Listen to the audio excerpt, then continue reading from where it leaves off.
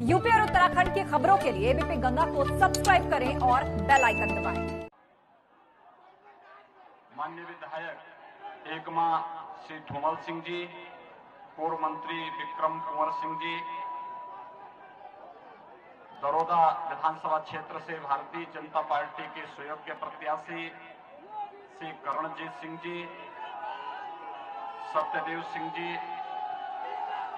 प्रमोद सिंह जी, संदीप श्रीवास्तव जी, देवेंद्र तिवारी जी और भारी संख्या में उपस्थित दरोदा और एकमा विधानसभा क्षेत्र से जुड़े हुए सभी उपस्थित भाइयों बहनों, देवादिदेव महादेव भगवान महेंद्र नाथ की इस पावन धरती को मैं कोटि कोटि नमन करते हुए आप सबका अभिनंदन करता हूं। भाइयों बहनों, बिहार विधानसभा का चुनाव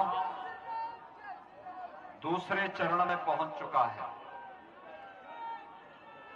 कल पहले चरण में 54% लोगों ने मतदान में भाग लिया। वैश्विक महामारी कोरोना के बावजूद बिहार की जनता जनार्दन का चुनाव के प्रति जो भाव है, लोकतंत्र के प्रति जो भाव है, वो अभिनंदनीय है। और इस दृष्टि से मैं आज के इस अवसर पर बिहार की जनता का अभिनंदन कर रहा हूं कि इन्होंने कोरोना जैसी महामारी का पस्त करते हुए अपने उत्साह और उमंग का जो परिचय दिया है वो सचमुच अभिनंदनीय है। मेरी आप सबसे अपील है, कभी कोरोना की बीमारी समाप्त नहीं हुई है। हमने कोरोना की बीमारी पर कुछ हद तक नियंत्रण किया है। और भाइयों बहनों, जब तक बीमारी पूरी तरह समाप्त नहीं हो जाती है या जब तक वैक्सीन आपके जेब में नहीं आ जाता है, तब तक हमें प्रधानमंत्री मोदी जी की 2 बातों को ध्यान में रखना होगा कि बीमारी के प्रति कभी भी असावधानी नहीं होनी चाहिए। बीमारी को कम करके नहीं आंकना चाहिए और बचाव ही वर्तमान में सर्वोत्तम उपाय है।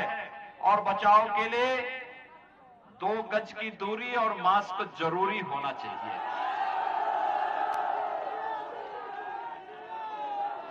मैं कोरोना कालखंड के दौरान जब लॉकडाउन प्रारंभ हुआ था, तो भाइयों बहनों, लॉकडाउन के दौरान मैंने इस बात को देखा, बड़ी मात्रा में महाराष्ट्र से, पंजाब से, दिल्ली से, राजस्थान से, उत्तर प्रदेश और बिहार के कामगार श्रमिकों को, नौजवानों को अपना रोजी रोजगार छोड़ करके अपने गांव घर के लिए वापस आने के लिए मजबूर होना पड़ा था। और उस दौरान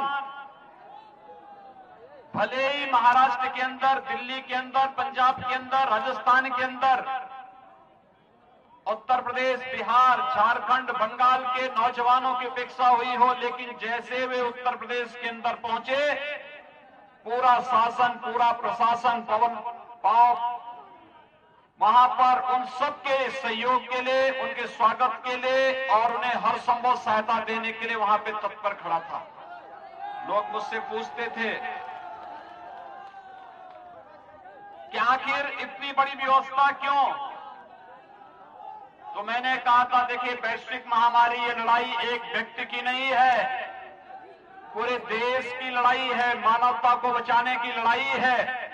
और फिर अगर बिहार के लोग उत्तर प्रदेश से होकर के जाएंगे तो ये तो हमारा दायित्व बनता है। वैसे भी मां सीता के मायके का होने के नाते बिहार के नागरिकों का, वहां के नौजवानों का स्वागत करना हमारा दायित्व बनता है। और भाइयों बहनों, आपने देखा होगा उत्तर प्रदेश के अंदर किसी को कोई समस्या नहीं हुई, हमने होने भी नहीं दी। सबके रहने की, सबके खाने की, सबके घर तक पहुंचाने की कुशलता पूर्वक व्यवस्था करने का कार्य किया।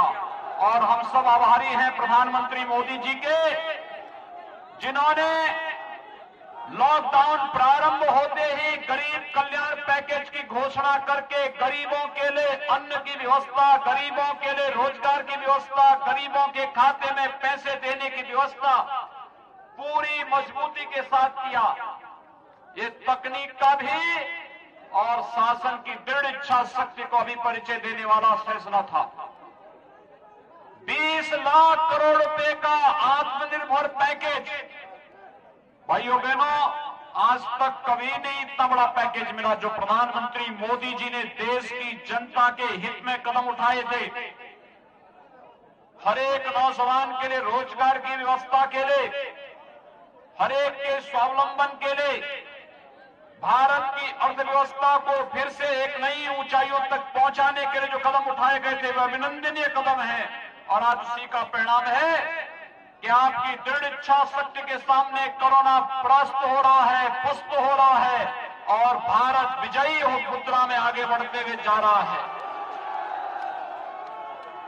जैसे बिहार के इन नौजवानों के उमंग ने, उत्साह ने कोरोना को पस्त किया है, भाइयों बहनों, ऐसे ही जातिवादी और वंशवादी ताकतों को बिहार के अंदर फिर से पस्त किए जाने की आवश्यकता है। और उन्हें पस्त करने के लिए, आप सबका आह्वान करने के लिए मैं आपके बीच आया हूं। हम सब जानते हैं आज से 15 वर्ष पहले बिहार के सामने अपनी पहचान को छुपाने की एक मजबूरी आ गई थी। पहचान का एक संकट खड़ा कर दिया था कुछ लोगों ने। कौन वे लोग थे? ये लोग वही थे जो आज फिर से रोजगार का झुंझुना पकड़ा करके जनता की आंखों में धूल झोंकना चाहते हैं। याद करिए, 15 वर्ष पहले इनके जंगल राज को जब इन्होंने जाति के नाम पर परिवारवाद की राजनीति को बढ़ावा दिया और परिवारवाद के नाम पर भ्रष्टाचार को बढ़ावा देकर के बिहार में जंगल राज की स्थिति पैदा कर दी थी और बिहार के नौजवानों के सामने अपनी स्वयं की पहचान को छुपाने की एक मजबूरी सामने आ चुकी थी। भाइयों बहनों, पिछले 15 वर्षों के दौरान श्री नीतीश कुमार जी के नेतृत्व में विकास और सुशासन की जिस यात्रा को बिहार ने तय किया है, यही एक समृद्ध और खुशहाल बिहार का मार्ग प्रशस्त करता है। और इसी खुशहाल और समृद्ध बिहार के लिए आपका आह्वान करने के लिए आज विशेष रूप से मुझे आपके बीच में यहां आने के लिए मजबूर होना पड़ा है। भाइयों बहनों, बिहार अपनी युवाओं की ऊर्जा के लिए जाना जाता है। बिहार यहां के नौजवानों की प्रतिभा को दुनिया मानती है। यहां के नौजवानों की ऊर्जा और यहां के नौजवानों की पूरी प्रतिभा आज दुनिया उसका लोहा मानती है। लेकिन भाइयों बहनों, ये जातिवादी और परिवारवादी ताकतों ने बिहार की इस पहचान को, बिहार के युवाओं की इस ऊर्जा को, इस प्रतिभा को पूरी तरह कुंद करने का कार्य किया। लेकिन आज एक बार जब विधानसभा के चुनाव हो रहे हैं तो मैं आप सबका आह्वान करना चाहता हूं। आज आपके सामने कांग्रेस और राजद के लोग तमाम प्रकार की ताकतों के साथ जो समाज के विरोधी हैं, जिनके द्वारा हिंसा और हिंसा के अलावा कोई दूसरा उनके सामने कोई दूसरा मार्ग नहीं, उन लोगों के साथ गठजोड़ करके जैसे फिर से यहां की विकास को बंधक बनाना चाहते हैं, उसी पर आपका आह्वान करने के लिए मैं आपके बीच आया हूं। आपने 6 वर्ष पहले प्रधानमंत्री के रूप में मोदी जी का चयन किया और जब मोदी जी देश के अंदर प्रधानमंत्री बने, उन्होंने देश की राजनीति की धुरी को बदलने का कार्य किया। आपने देखा होगा, प्रधानमंत्री के रूप में देश की राजनीति की धुरी को बदलने का जो कार्य प्रधानमंत्री मोदी जी ने किया है, उस कारण ये पोस्टर उठा दो भैया।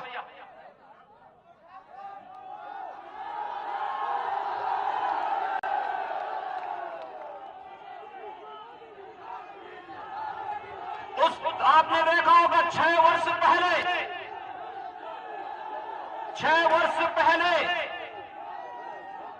आपने देखा होगा 2004 से 2014 तक इस देश के अंदर कांग्रेस के नेतृत्व में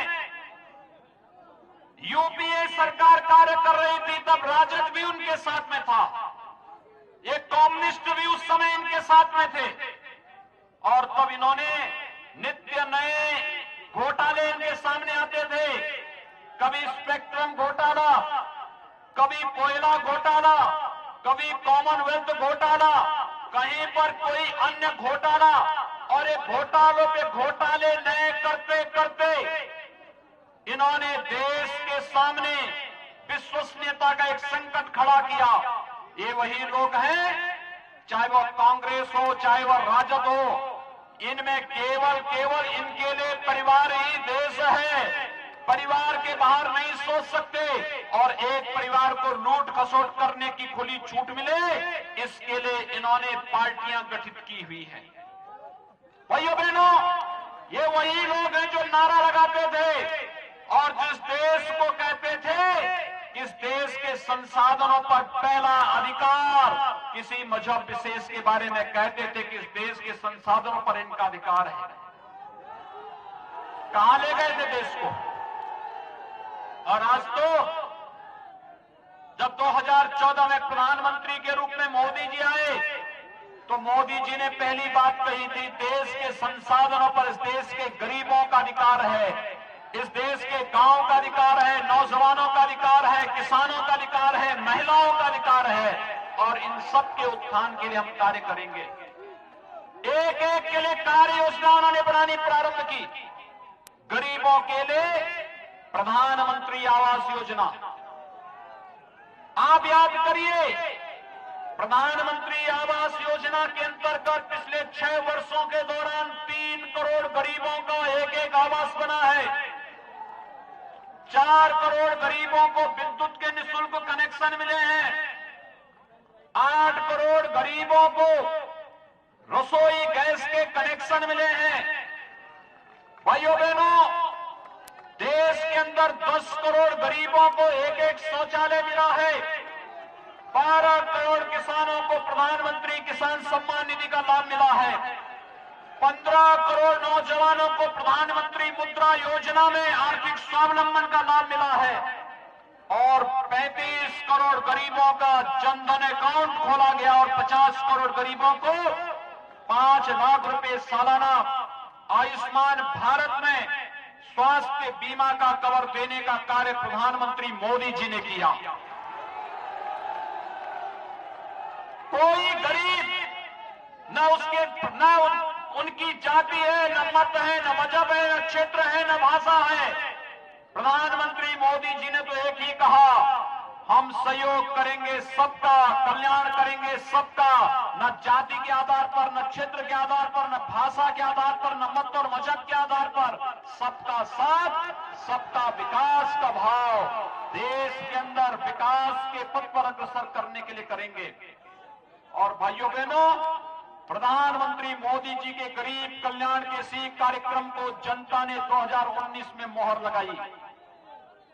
2019 में जब प्रधानमंत्री मोदी जी फिर से प्रधानमंत्री बने, तो प्रधानमंत्री बनने के बाद देश की जनता ने उन्हें जो समर्थन दिया, तब मोदी जी ने एक बात कही, और उन्होंने कहा था कि पहले 5 वर्ष गरीबों के उत्थान के लिए, अगले 5 वर्ष देश के उत्थान के लिए।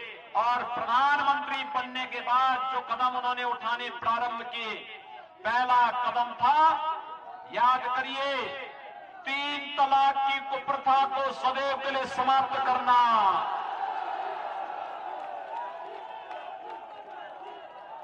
ये 3 तलाक की कुप्रथा, ये केवल नारी गरिमा के ही प्रतिकूल नहीं था, बल्कि आधी आबादी को अपमानित करने की कुत्सित चेष्टा भी थी। और भाइयों बहनों, की कुप्रथा को, सदियों की इस कुप्रथा को मजबूती के साथ रोकने का कार्य किसी ने किया, प्रधानमंत्री मोदी जी ने किया। दूसरा कदम उन्होंने उठाया। भाइयों बहनों, आज से पहले आपने देखा होगा, इससे पहले 1952 से लेकर के 2019 तक कांग्रेस सरकार के समय में कांग्रेस की सरकार ने व्यवस्था कर दी थी, कश्मीर के बाहर का व्यक्ति जमीन नहीं खरीद सकता था। और भाइयों बहनों, मोदी जी ने आपको छूट दे दी है। अगर बिहार का नौजवान कश्मीर के अंदर भी आवास बनाना चाहेगा, आप जाइए और भारत के एक नागरिक के रूप में कश्मीर में जमीन लेकर के अपना मकान बना सकते हैं। कश्मीर में धारा 370 को सदैव के लिए समाप्त कर दिया। भारतीय जनता पार्टी 1952 से नारा लगाती थी, एक देश में 2 विधान, 2 प्रधान और 2 निशान, नहीं चलेंगे नहीं चलेंगे के नारे लगते थे। एक भारत श्रेष्ठ भारत की परिकल्पना को किसी ने साकार किया है, प्रधानमंत्री मोदी जी ने किया है। और भाइयों बहनों, कश्मीर से धारा 370 को इसी क्रम में समाप्त करके आतंकवाद की ताबूत पर अंतिम कील ठोकने का कार्य भी किसी ने किया, प्रधानमंत्री मोदी जी ने किया। ये जो कांग्रेस और राजद के लोग आज भाकपा माले और नक्सलवादियों के साथ गठबंधन करके बिहार में फिर से जंगल राज्य स्थापित करना चाहते हैं, वे कान खोल करके सुन लें। कश्मीर के आतंकवाद के बाद अब नक्सलवाद को भी देश की धरती से पूरी तरह उखाड़ फेंकने की तैयारी चल रही है। अब भारत की धरती पर नक्सलवाद के लिए भी कोई जगह नहीं रहेगी।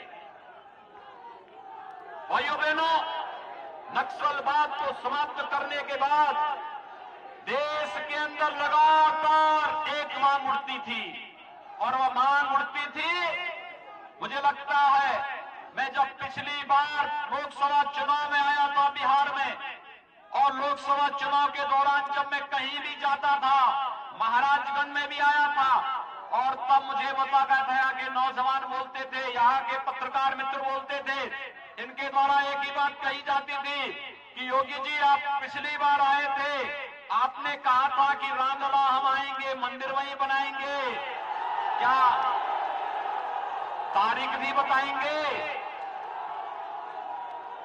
भाइयों बहनों, मैं सही बता रहा हूं, मेरी हार्दिक इच्छा थी जब अयोध्या में राम जन्मभूमि पर भगवान राम के भव्य मंदिर निर्माण का जिस दिन प्रधानमंत्री मोदी जी के कर कमलों से शिलान्यास होना था, उस समय जब मैं इस कार्यक्रम की दिशा योजना बना रहा था, लेकिन हमारी इच्छा थी कि इस कार्यक्रम में, मेरी हार्दिक इच्छा थी इस कार्यक्रम में बिहार के हर गांव से यहां के नागरिकों को विशेष रूप से आमंत्रण देने का, क्योंकि मैं मानता हूं माता सीता के बगैर राम अधूरे माने जाते हैं।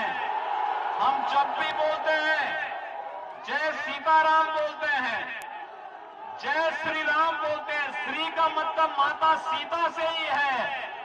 और इसीलिए भाइयों बहनों, लेकिन ये कोरोना महामारी के कारण राम जन्मभूमि मंदिर निर्माण में अब देरी न हो, कोरोना संक्रमण को भी रोकना था, लेकिन राम मंदिर के कार्यक्रम को भी आगे बढ़ाना था। इसलिए हम लोगों ने आदरणीय प्रधानमंत्री जी के कर कमलों से इस कार्यक्रम को आगे बढ़ाने का कार्य किया। प्रधानमंत्री जी ने कार्यक्रम का शुभारंभ करके 500 वर्षों से जो मांग थी, जो टीस थी, उसको पूरा करते हुए, दूर करते हुए अयोध्या में भगवान राम के भव्य मंदिर के निर्माण का मार्ग भी प्रशस्त कर दिया है। आने वाले 3-4 वर्षों के अंदर जब भगवान राम का भव्य मंदिर बनेगा, तो मैं यहां पर अपने जितने हमारे साथी हैं करणजीत सिंह जी से, जनार्दन सिंह जी से, अपने यहां पर धूमल सिंह जी से, इन सभी से मैं कहूंगा कि तब बिहार के हर गांव की उपस्थिति अयोध्या में उस अवसर पर होनी चाहिए, क्योंकि भारत के लिए गौरव का विषय है।